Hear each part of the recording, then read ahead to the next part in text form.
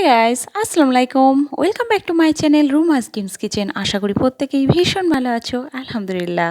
আজকে sea beach স্টাইলে fish fry বানিয়ে দেখাবো। আর আমরা সবাই জানি সমুদ্রের পাড়ে এই রকমভাবে মাছ ভাজা কতটা ভালো খেতে হয় আর কতটা এনজয় করে খাওয়া যায়। তো সেই রকমভাবে বাড়িতে কিভাবে বানিয়ে নিচ্ছি চলো দেখিয়ে দিচ্ছি। আমি রেখেছি এখানে দুটো খয়রা মাছ নিয়েছি, তার মধ্যে দিয়ে দিচ্ছি পাতিলেবুর রস 1 টিস্পুন। একটা সাইড দিয়ে দেওয়ার পরে উল্টিয়ে আরও একটা সাইড ভালোভাবে এইভাবে রসটা দিয়ে নিচ্ছি। দিয়ে দিচ্ছি হাফ টিস্পুন গোলমরিচ গুঁড়ো, হাফ টিস্পুন আদা বাটা, হাফ টিস্পুন রসুন বাটা, দিয়ে দিচ্ছি স্বাদ মতো নুন।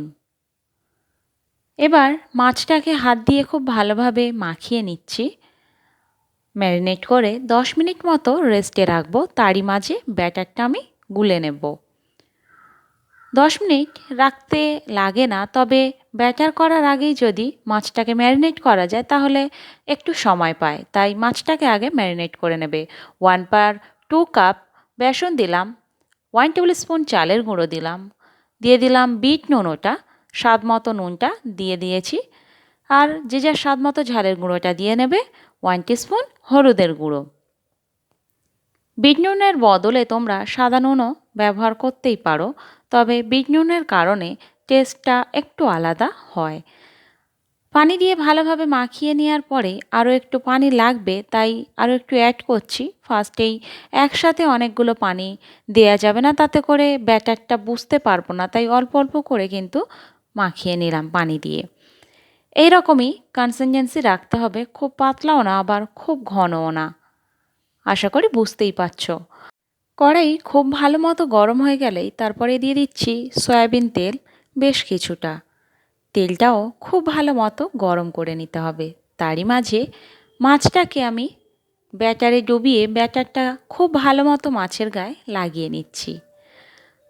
আমার রেসিপিটি ভালো লাগলে অবশ্যই do like, comment, share and subscribe my channel Ruma's dims kitchen.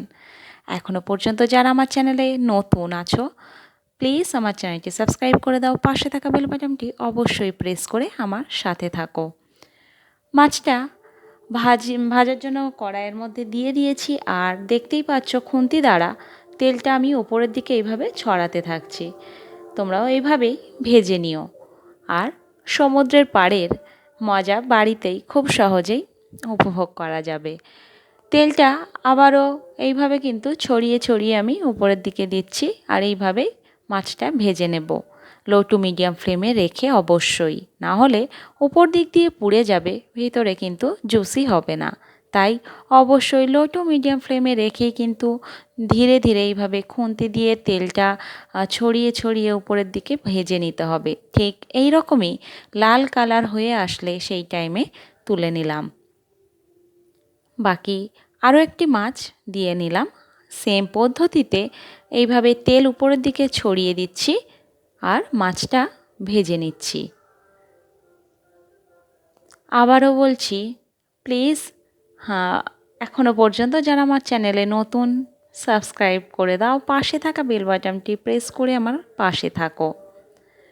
এইভাবে মাছটা উল্টিয়ে নিচ্ছি আবারও। দেখতেই পাচ্ছ দুটো সাইডই খুব ভালোভাবে ভাজা হয়ে গেছে, লাল করে ভেজে নিয়েছি। আর বলে রাখি, এর মধ্যে পেঁয়াজ যেটা সার্ভ করেছি পেঁয়াজটা একটু কিন্তু পানিতে ভিজিয়ে রেখেছিলাম। আল্লাহ হাফেজ।